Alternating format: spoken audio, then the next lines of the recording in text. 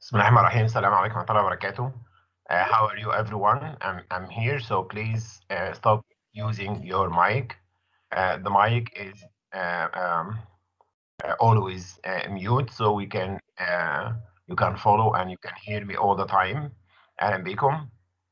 We will begin this lecture by having a review of or a revision of the things that we have started about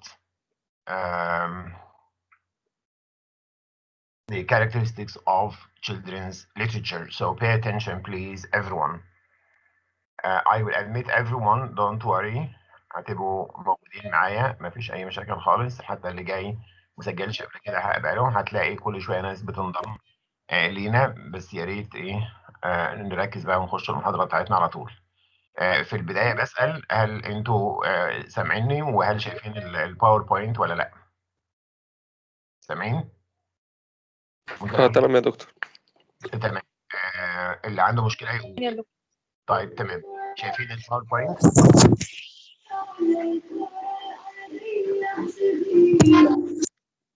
شايفين الباوربوينت؟ عشان دي اللي هنشتغل منها. شايفينها. الصوت واطي شوية يا دكتور بعد إذنك. بتقول ايه؟ الصوت واطي شوية. لا الصوت كويس جدا. شوف عندك انت بقى، يعني الصوت عندي كويس خالص الحمد لله. حد عنده مشكلة في الصوت غير زميلكم؟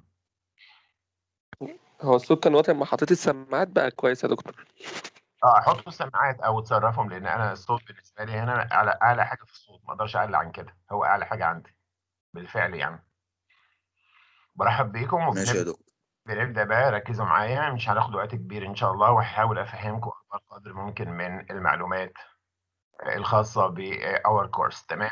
so you are following. خليكم معايا متابعين. تمام. هلو لما بقلب كده في الشاشه في الشريحه بتشوفوا معايا؟ يا دكتور تمام.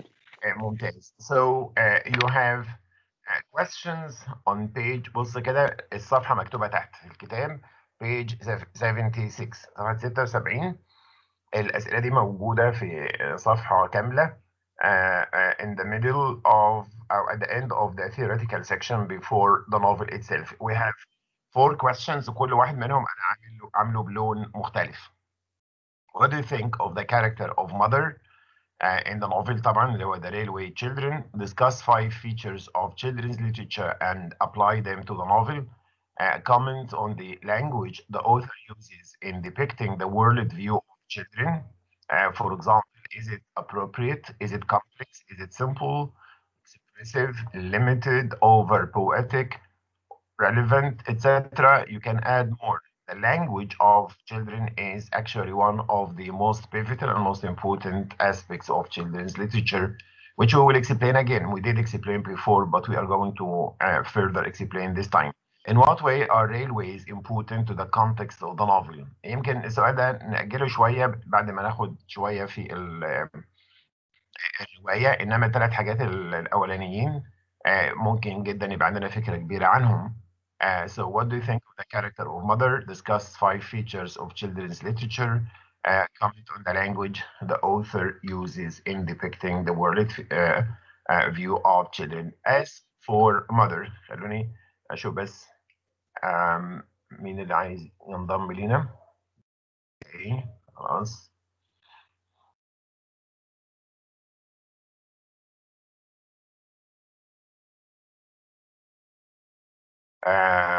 I'm very happy that lots of you are here following or trying to follow the lecture online. Most welcome everyone once more.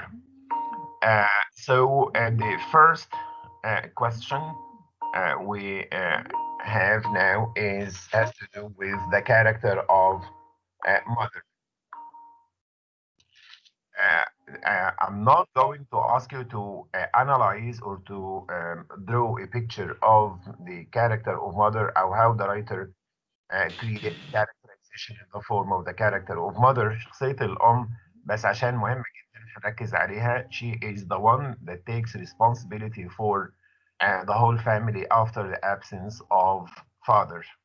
and mother is written all the time in capital letters, and she is different altogether from all kinds of mothers that used to live in this time of the 19th century, a time that came before 1906, 4 years before the suffrage movement.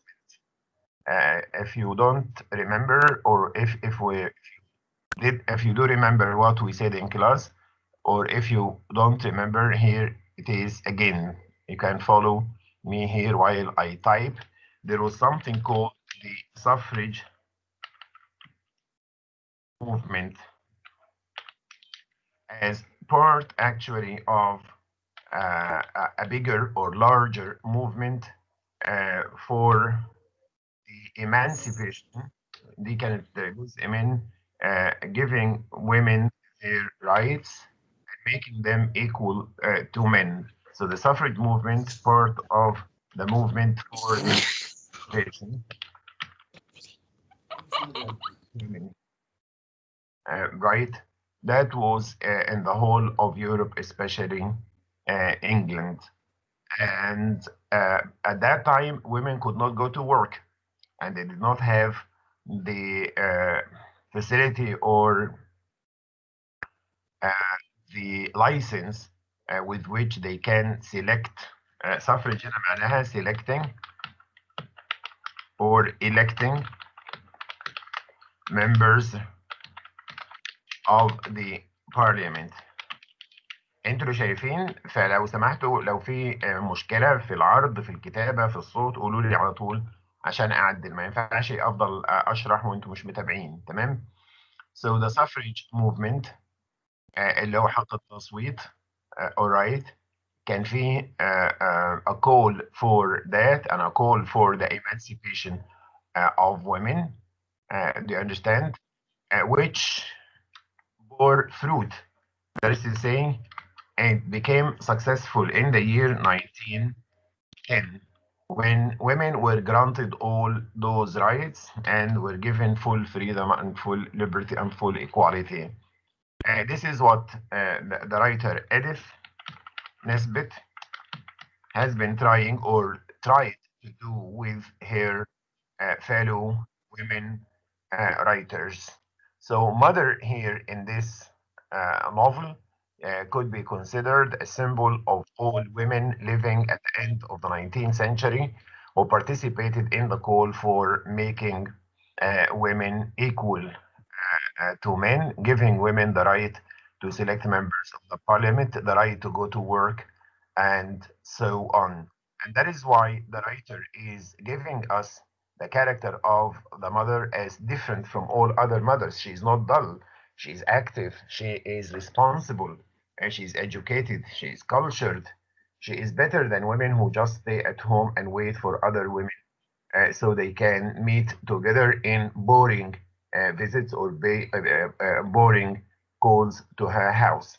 And she used to be the center of the lives of children, singing for them, writing for them, reading for them, giving them advice about life, enlightening and educating them about different issues, and telling them about as much as she could.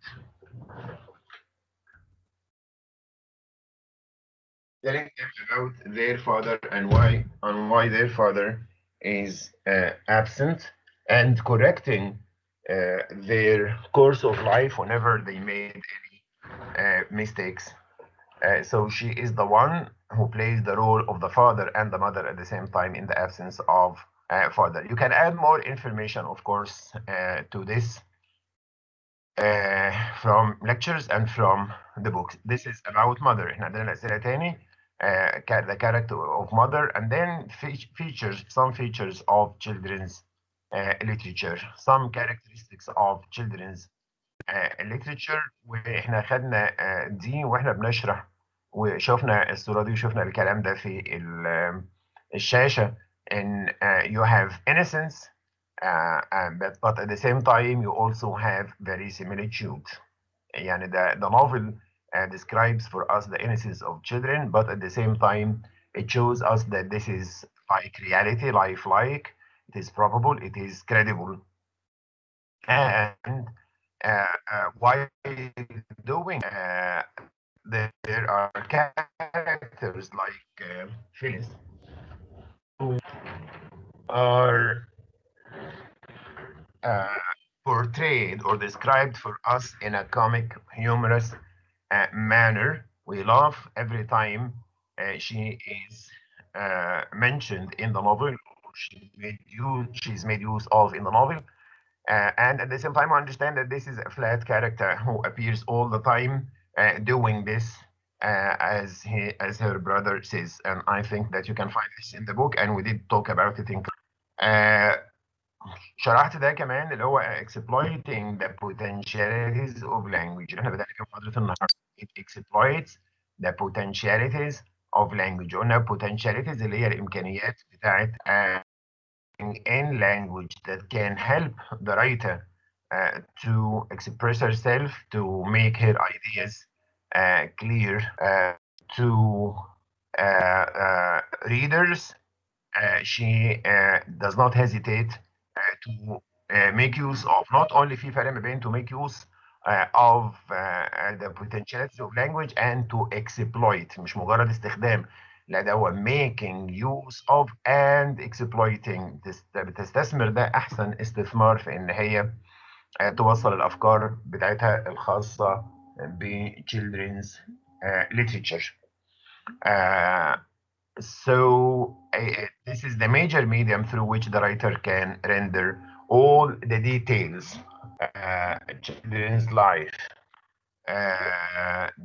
the minutest, the smallest of details. How does she do that? It is through the potentialities of language. As we said in class, you have the use of negations, addressing the reader, question marks, the use of words like ever and never and usually and always والحاجات دي اللي هي بنسميها qualifiers.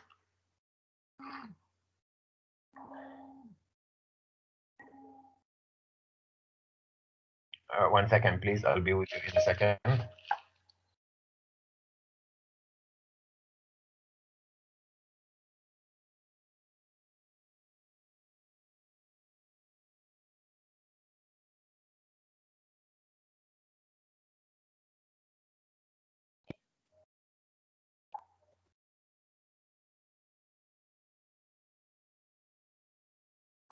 تمام.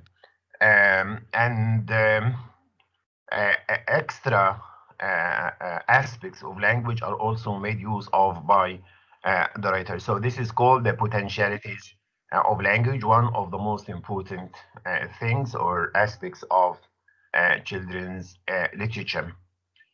Like Phyllis, who is described all the time as funny, and the language that the writer uses with while describing Phyllis for us is also as funny, as humorous as possible. And children's literature, especially in this book, makes use of, for example, capital letters. Why are father and mother represented in capital letters in this way? To show respect and to show that these are major values, to show sacredness and reverence of father and mother being the most important values in the lives of children and in the lives of society at large at that time. Sacredness and reverence of parents, which are supposed to lurk at the minds and hearts and also in the minds and hearts of all other children, not only the children in the family described in this novel. The next point is the fact that children's literature is fond of names and nicknames. وبالشريحة دي بنختم الخصائص بتاعت أدب الأطفال. They are children's literature is fond of names and nicknames. Names, of course, have meanings. Roberta, father, mother, the good old gentleman, also in the novel, who is going to appear later on in chapter 3, for example, or chapter 4. names have a function to play, a role to play in the novel, whether سوري يا grown up. دكتور. اتفضل. في ناس في الجروب عايزين ينضموا ومش عارفين ينضموا، بيقول لهم عايزين خلاص حد يقبل. خلاص انا بقبلهم اهو، يعني اول باول بقبلهم، مفيش مشاكل خالص.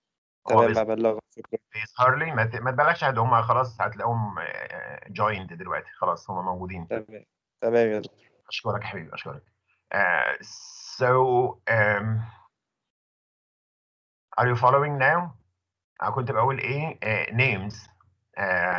في اي عمل لادب الاطفال اختيار الاسم في حد ذاته مهم جدا بالنسبه للكاتب وبالنسبه للقارئ او للاطفال، because names carry implications or carry further meanings and further values and further implications. تمام.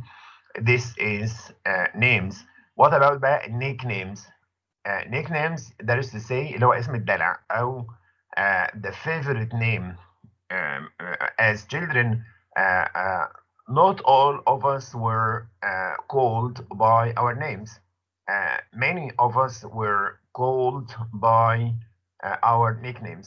What is a nickname؟ زي ما قلنا اللي هو the favorite name, the name that you like about yourself, with which you are called by the people around you, especially your parents. And this is quite realistic, and that is why the writer is making use of it, like Bobby instead of Roberta, like Phil instead of Phyllis, like Pete instead of Peter, and almost everyone. Yeah, and whenever the children do not like the name of a certain guy, a certain person, they give him a name that of their own choice.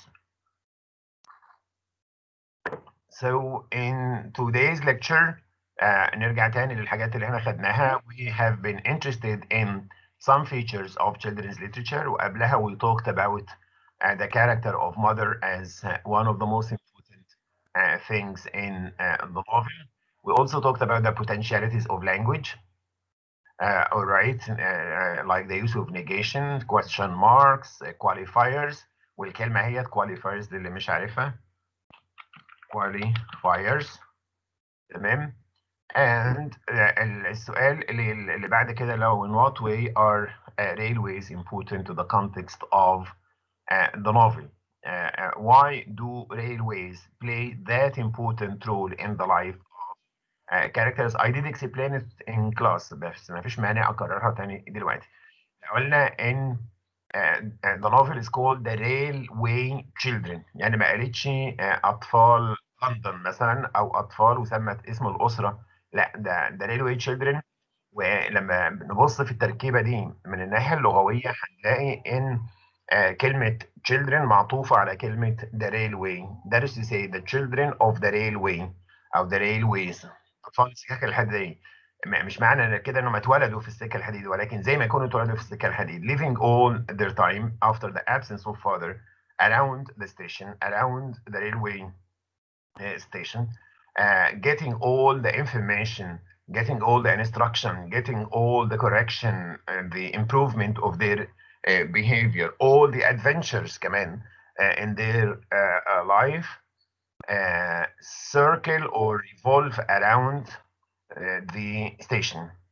It is the station that teaches them. It is the station that provides them with adventure. It is the railway station that helps them to develop. It is the station that provides the structure of the whole novel. كما لو كان الحاجة الرئيسية لكل المعلومات والأحداث والأشخاص في الرواية بتدور حواليها هي the railways and the importance of the railways. حد ممكن يسأل سؤال اشمعنى the railways؟ ليه ما قالش nature؟ the children of nature for example. ليه ما قالش the environment؟ ليه ما قالش مدام توسو for instance؟ it's because railways at that time actually in England and all over Europe were just invented. It was something quite new. It was quite new in England and in Europe in general. أنا يمكن قلت لكم مرة إن أول سكك حديدية اخترعت على مستوى العالم اخترعت في لندن في 1800 حاجة و80، اللي هو بعد قبل احتلال مصر بحاجات بسيطة، وبعد كده عملوا سكك حديد في مصر. فمن حاجة و80 لحد كتابة الرواية في 1906، يعني بتاع 20 سنة أو أقل، كان لسه الناس مفتونة بالريلويز وكانت هي محور حياة الناس. ولو بصينا في الكتاب، بص كده معايا، هجيب لكم في الكتاب حاجة مهمة خالص. هقول لكم صفحة كام.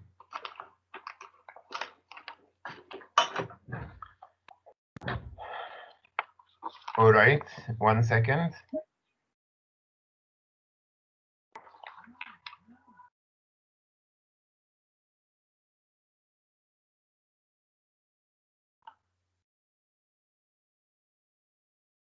افتح معايا الكتاب على page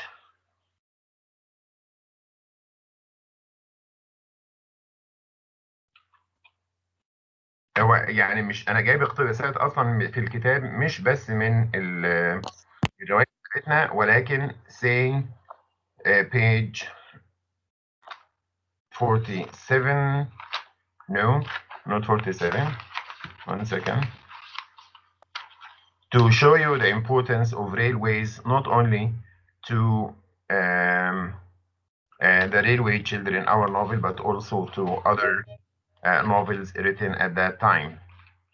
The quotation is from someone called George Meredith, one of the writers at that time, who talked about the railways as so important.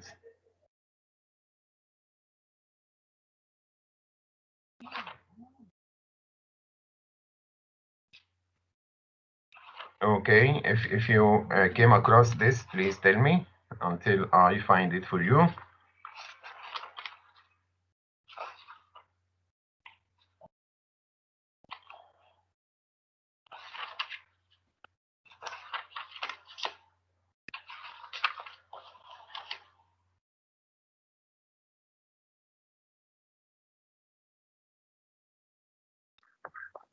هي في صفحة 71 تقريبا. ما اظنش. اشكرك الاول على المشاركه. The railway children in brief.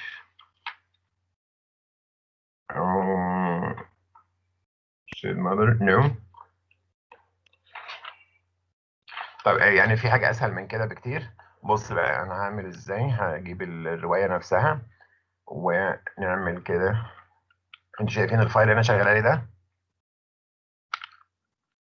ما اعتقدش انتوا شايفينه، صح؟ لا شايفينه يا دكتور. شايفينه؟ لا شايفينه يا دكتور. شايفين ايه قدامكم دلوقتي؟ خط أصفر. What do you think of the character of mother؟ لا، هو في فايل تاني انا فاتحه دلوقتي في برنامج وورد. اوكي، عشان اقول لكم صفحه كام في الكتاب بقى. صفحه 66. يعني الاسهل بدل ما اسر في الكتاب اعمل بحث في الفايل، فعملت بحث طلع 66. ايوه بالظبط اهو. page 66 معايا كده في الكتاب. وهنزله برضو على الباوربوينت. بص بقى في الباوربوينت. ايوه، يبقى كده بالظبط. شوف معايا. الكلام ده هنلاقيه في صفحة 66 في الكتاب يا ولاد. alright.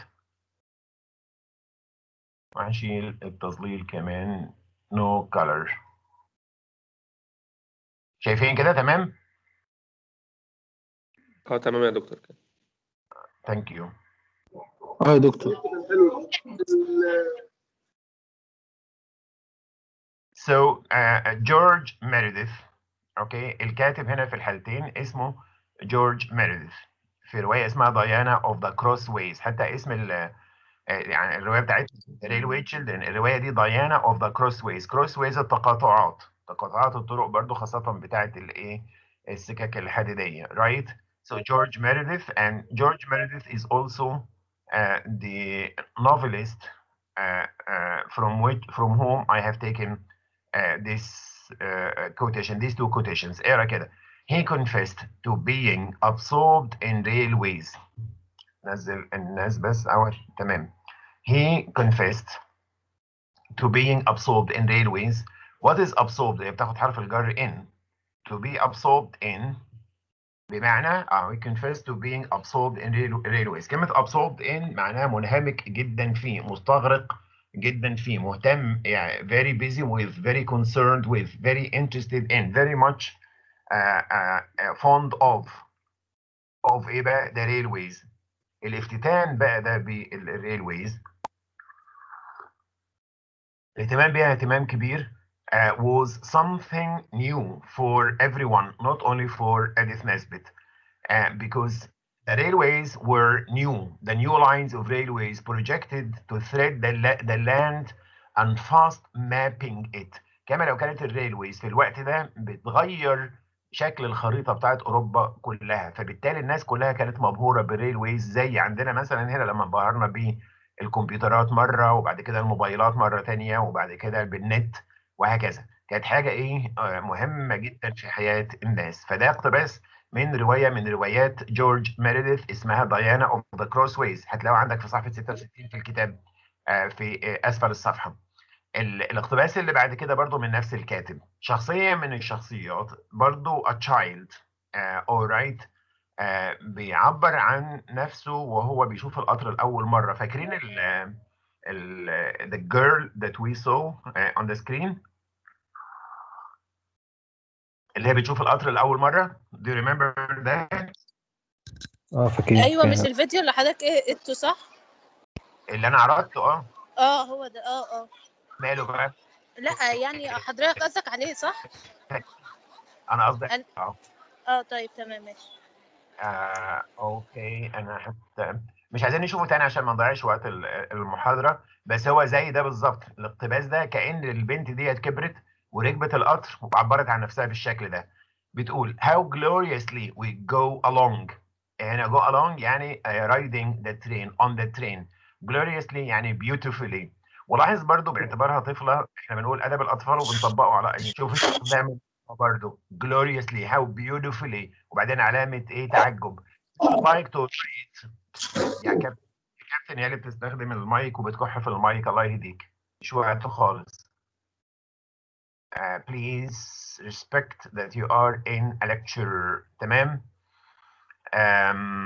alright how gloriously انا حطيتها فين؟ بعدين انت لخبطتني اعمل حاج. ينفع كده بقى؟ الله الله الله. فين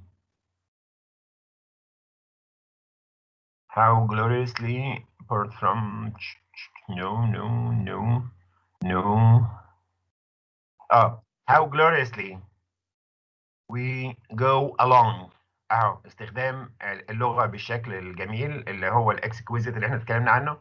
I should like to شوف شخصية الطفل بقى بتقول ايه. يعني هم كانوا رايحين في مشوار وركبوا القطر، فمبهورة جدا البنت الولد دوت مبهور جدا بالقطر اللي كانوا راكبينه، لدرجه انه بيقول I should like to ride on a railway every day.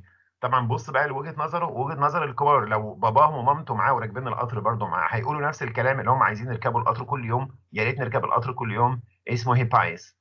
They say it rather injures the digestion. بيقول الناس بتقول ان ركوب القطارات بايه؟ بيضر بالهضم، هضم الانسان، وبيقلب معدته وكده. nonsense. I see how you will digest tonight and tomorrow. بالعكس ده احنا هنهضم احسن واحسن اكتر واكتر النهارده وبكره وكل يوم. I hate slow motion. بص بقى للاقتباس الرائع ده. I hate slow motion after being in the railway. يعني بعد ما تركب القطر، زي اللي بيركب الطياره مثلا، او زي اللي بيستخدم الموبايل، ينفع ترجع للدنيا قبل الموبايل، ينفع ترجع للدنيا قبل النت، قبل المطارات، قبل الحاجات الحديثه دي. So what does he say? I hate slow motion after being in the railway. زيه زي بيتر لما قال I hate gruel, I hate pigeon pies, I hate potatoes, and he wanted to eat pigeon pies. So railways actually ده كان إجابة على السؤال بتاعنا اللي هو إيه؟ What is the question؟ السؤال بتاعنا in what ways are railway important to the context of the novel؟ إيه أهمية الريلويز لتطور الرواية ذات نفسها؟ تمام؟ احنا في تقدر نفتح كده شريحه جديده وتكتب بقى فيها اهميه القطارات من حيث ايه بقى؟ من حيث the form of the novel، يعني بتساعدنا اذا قلت لك it provides the structure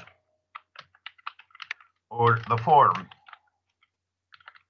بيتأثر كمان في the language of children، في مفردات هنشوفها كل شويه، هم كل شويه يعملوا زياره للسكك الحديث، فبالتالي في مصطلحات معينه خاصه بالسكك الحديث زي العطشجي وزي الكمثري وزي الكومه بتاعت الفحم وشباك التذاكر، وكل المفردات الخاصه بالسكك الحديديه برضو الاطفال اكتسبوها من خلال عيشتهم حوالين railways. So the structure is affected, the form is affected, the language is affected, the children themselves, the life of children اتغيرت هي كمان تماما من خلال